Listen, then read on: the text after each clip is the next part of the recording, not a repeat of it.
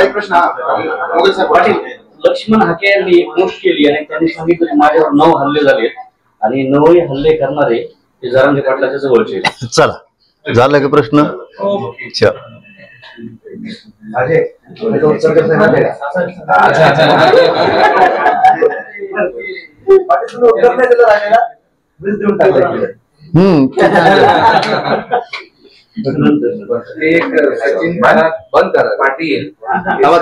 सचिन खराब असं म्हणतात 94चा GR रद्द करावा अशा मागणी केली आहे. या मागणीचा पुनर्विचार करावा आणि 1974च्या GRच्या बाजूने. आणि ते असंही म्हणाले की पायला दुखणं झालं तर पाय कापत नसतो, त्याचा इलाज करा. नाही मला नाही समजलं. म्हणजे 1994 GR रद्द करण्याची जी तुम्ही मागणी केली आहे तर त्याला ते विरोध करतायत आणि असं म्हटलं या मागणीचा पुनर्विचार नाही. त्यांनी खरंच साहेबांनी एक गोष्ट लक्षात घ्यायला पाहिजे. राजकीय व्यक्ती डोळ्यासमोर ठेवून न बोलता आमच्यावरती काय अन्याय व्हायला लागलाय त्या GR मुळे हे डोळ्यासमोर ठेवून त्यांनी बोला.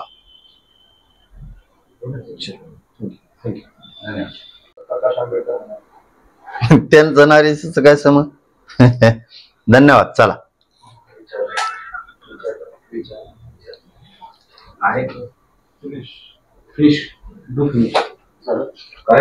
मध्ये फक्त संख्या आहे आणि हे शोधण्यासाठी याचा दस्तऐवज शोधण्यासाठी सरकार 2 वेळा हैदराबादला जाऊन आलं. मात्र ना तालुका स्तरावरची माहिती सरकारकडे आहे, ना गाव पातळीची आहे, ना व्यक्ती पातळीची आहे. त्यामुळेच हैदराबाद गॅजेटियर मध्ये जे पुरावे द्यायचे आहेत नातेवाईकांनी ते कुठून द्यायचे हा तर प्रश्न आहे मुळात. तुमच्याकडे बी अभ्यासक आहेत का? अभ्यासक तुमच्याकडे बी येतात? आणि हेच तर सांगतात अभ्यासक तुम्हाला जे बोलतायत ते. हा ना, तेच म्हणलं तुमच्याकडे बी अभ्यासक येत. Bye bye bye bye bye. यादीच करावं लागेल का अभ्यासकाच्या. हे बघा आज हे 4 तारीख बरोबर ना? 4च ना? आज 4 तारखेन आपण ह्या खोलीत गॅलेक्सी हॉस्पिटलला या खोलीत आपण आता 15 जण आहे.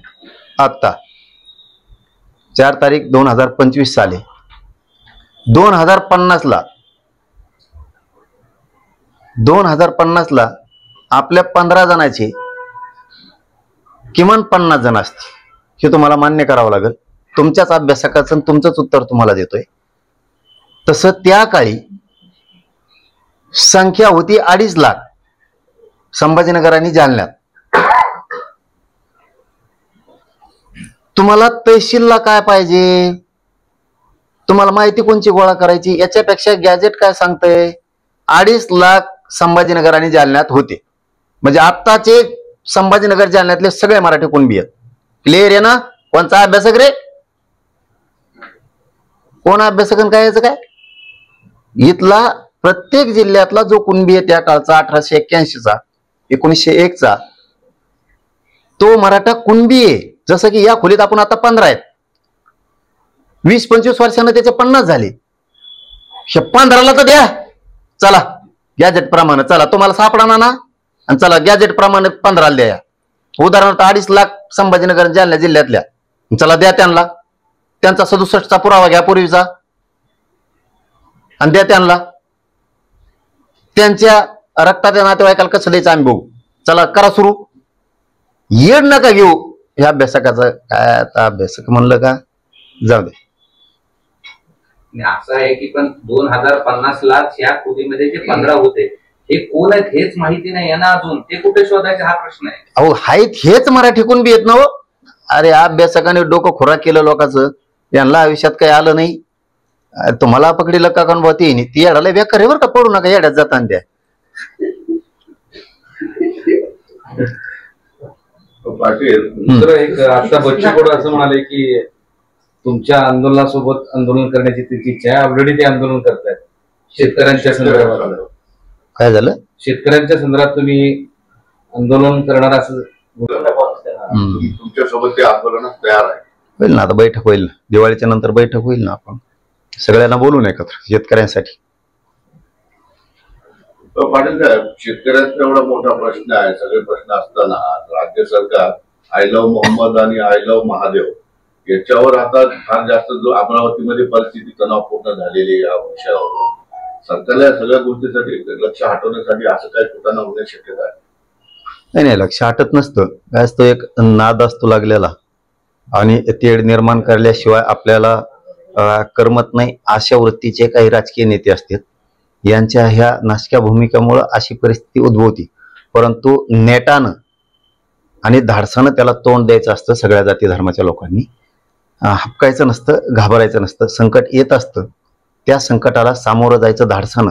हे प्रत्येकानं आपण आपल्या रक्तात भिनून घेतलं पाहिजे. कुठं लय मोठे गँग आली म्हणून घाबरून बसायची गरज नाही. त्याला तोंड देणं सुद्धा गरजेचं आहे, तर ते बंद होईल. जर आपण त्याला तोंड नाही दिलं तर ते बंद होणार नाही, ते जास्त करत राहतील. प्रत्येकाला अन्याय होत असेल तर धाडसानं त्या अन्यायाला सामोरा प्रत्येक जाती धर्मातल्या लोकांनी जाणं गरजेचं आहे. ओबीसीचा सर्वात मोठा विश्वासघात आरएसएस आणि भाजपने केलाय. त्यामुळे ओबीसी आज मुंबईमध्ये मीटिंग घेतली जाते. स्वतः मुख्यमंत्री या मीटिंगला उपस्थित असणार आहेत. आणि या सगळ्या मीटिंगपूर्वी विजय वडेट्टीवार असं म्हणाले की मराठा जो GR काढलाय तो रद्द करण्याची आपली प्रमुख मागणी असणार. मला आपल्याच माध्यमातून कळतंय की आज मुख्यमंत्र्यांनी काही जातीच्या नेत्यांची बैठक घेतली म्हणून. कारण ठराविक जातीचे नेते आणि त्यांची बैठक आज मुख्यमंत्री साहेबांनी बोलवली. आता कशासाठी बोलवली आम्हाला माहित नाही, आणि बोलवलं म्हणून काय झालं हरकत नाही. परंतु मराठ्यांच्या आरक्षणाला कुठंही वेगळा फाटा दिला जाईल असं एकही पाऊल सरकारनं आणि मुख्यमंत्र्यांनी उचलायचं नाही. कारण आमचं आरक्षण हे हक्काचं आहे, आमच्या नोंदीचं आहे. त्यामुळं बाकीच्या भानगडीत मुख्यमंत्र्यांनी पडू नये एवढी आमची मात्र फक्त मुख्यमंत्र्यांकडे इच्छा आहे की मराठ्यांचं आणि मराठ्यांच्या पोराचं वाटोळं होईल असं आपण एकही पाऊल काही जातीवादी नेत्यांचं ऐकून उचलू नये. नसता पुढचे परिणाम तुम्हाला बघावं लागणार. वडेट्टीवार म्हणतात की मराठा आरक्षणासाठी जो GR केलाय तो रद्द करण्याची मागणी आमची या बैठकीत राहणार. त्याचं कोण ऐकतो बुंगळ्याचं ते बोंबलतं योग मतासाठी.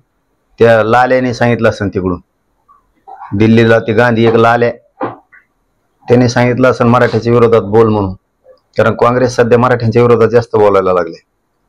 त्यामुळे त्यांनी सांगितलं असेल ते बोलतंय. याचं कोण ऐकतंय इथं? त्याला सुधारणा. जातीचा नेता होऊन बसला आणि मतासाठी ओबीसीचा नेता म्हणायचा. हे ओबीसीचा नेताच नाही याच्यात कुणीच. हे फक्त ठराविक लाभार्थी टोळीच्या जातीची नेते आहे ती. यांना उगा आता लय बुळबुळ करतात म्हणून ते मुख्यमंत्र्याला एखाद्या दिवस काय यांच्या तोंडून हात फिरावं लागतो, बोलून घ्यावं लागतंय. कारण मुख्यमंत्र्यांनी यांची अवकात ओळखली आता, यांच्या उड्या कुठपर्यंत आहेत म्हणून. हे सीमित झाले आता जातीपुरते. हे ओबीसीचे नेते होऊच शकत नाहीत हे मुख्यमंत्री देवेंद्र फडणवीस यांच्या लक्षात आलेलं आहे. त्यामुळे काय कुणाच्या बापाची पेंड आहे काय GR रद्द करणं? हैदराबादच्या गॅजेटच्या आधारे तो GR काढलाय. मराठवाड्यातला सगळा मराठा कुणबी आहे यासाठी तो GR काढलाय. असं रद्द करणं आणि हे करणं सोप्या गोष्टी आहेत का? आमची पण मागणी आहे ना. आता आम्ही पण निवेदन द्यायला लागलो, मागणी पण केली की 1994चं GR रद्द करा. वरचं 2% आरक्षण ते पण रद्द करा. 50%च्या वर गेले. आणि मंडल कमिशननं दिलेलं 14% आरक्षण, त्याच्यानंतर ज्या जाती घातल्या त्या सगळ्या जाती बाहेर काढा. आम्ही काही जातींनी असं सांगितलंय की आम्ही बंजारा समाजासारखे दिसतो म्हणून बंजारा समाजाचं आरक्षण घेतलंय. त्यात त्यांच्यासारख्या बंजारा समाजासारख्या दिसत नाहीयेत, त्या पण बाहेर काढा. कारण आता जशाल तशीच फाईट होणार आहे इथून पुढे. काळजी करू नको म्हणा. ते काँग्रेसचा कोण आहे तो, त्याला म्हणा काळजी करू नको. तुमच्या भाषेवरच भाषा चालणार आहे. आता दया माया आम्ही सुद्धा कमी केली. आजच्या बैठकीला जाणारे तुमच्यामध्ये कोण, तुम्ही आता काय शब्द वापरता? कोण आजच्या बैठकीला जाणारे ओबीसी नेते तुमच्यामध्ये कोण आहेत? ओबीसीचे काय याचे जातीचे नेते आहेत ते. ओबीसीचे काय याचे ओबीसी 400-500 जाती आता. हे काय याचे नेते त्यांचे, हे ते जातीचे. आता छगन भुजबळ म्हणजे थोड्या माळ्याचा नेता, सगळ्या माळ्याचा नाही. सगळ्या माळ्याने काय केलं? जे कोण जाईल ते काँग्रेसचा नेता, ते जातीचं, ते तर कोणत्या जातीचं मिळलं नाही. हे असले हे जातीचे नेते आहेत. याच्यात ओबीसीचा काही संबंध नाही. इथून पुढे 2-3 जाती मराठ्यांनी सोडून द्यायच्या आता. आणि बाकीच्या 350-400 जाती आता आपण एकमेकाबरोबर प्रेमान राहायचं, यांच्यापेक्षा खूप ताकदवर येते, काय गरज नाही कोणाची यांच्या मागं पळायची. कोण कोण जातील काय घेणं नाही आम्हाला. फक्त मुख्यमंत्र्यांना आमचं जाहीरपणानं सांगणं आहे, मराठ्यांच्या आरक्षणाला किंवा त्या JR ला त्याचा अवमान होईल असं त्यांचं ऐकून एकही पाऊल उचलायचं मुख्यमंत्र्यांनी नाही. छगन भुजबळ तुमचं सरकार गिअरमध्ये आणण्यासाठी आलेलं आहे आणि मराठ्यांना ते पाऊल उचलायचं नाही आणि ती वेळ आमच्यावर येऊ देऊ नका. त्याचं ऐकून आमचे प्रमाणपत्र थांबायचे नाही.